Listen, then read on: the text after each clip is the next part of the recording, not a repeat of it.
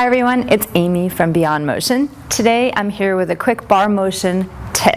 So we always talk about alignment in class and the purpose of each movement. And today I want to give you a little pointer to make sure that when you're coming to the bar motion classes, you're doing the moves correctly and safely. So the first thing I want you to do is to come to a parallel foot position. If you have a countertop or a ballet bar at home or even a chair with a high back, you can place your hand directly on that chair. Now remember, your hand is aligned slightly in front of your body and your fingertips are on top of the bar. So don't allow your hand to come to the back side. Try not to hold on really tightly like you're gripping a steering wheel.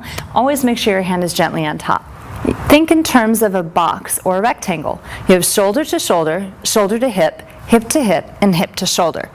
You always want your tailbone pointing down toward the floor, but not so tucked that you look like you're doing the little old man shuffle. We see a lot of that here in Florida. So you want to make sure that everything is nice and aligned, that your pubic bone falls between the arches of your feet, and that your tailbone falls slightly between the heels.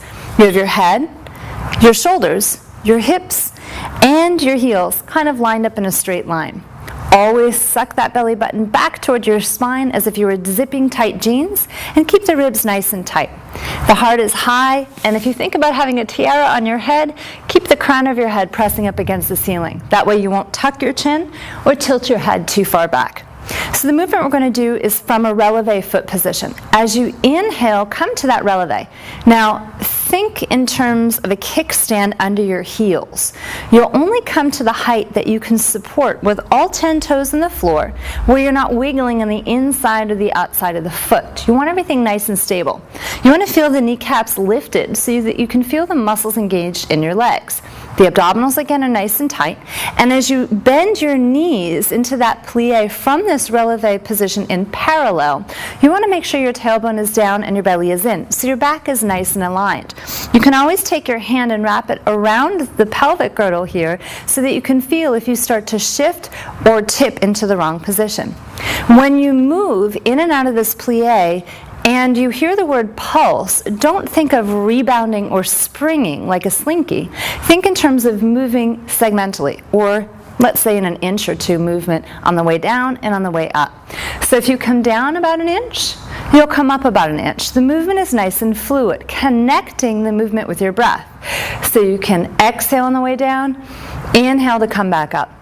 Exhale on the way down, inhale up. Remember, navel to spine, hips are level, the heels stay high, the ankles stay stable, and the back stays long.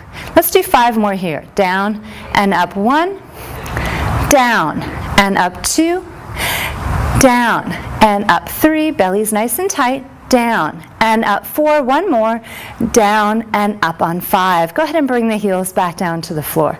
So you can see that your body stays nice and stable. Regardless of how low you go or how high you rise, the hips and pelvis and the crown of the head and the shoulders always stay in the same place. So next time you're in a bar motion class, you know exactly where you need to be, and practice at home, again using a ballet bar, the back of a chair, or even a countertop. And we'll see you in class real soon. Have a great day.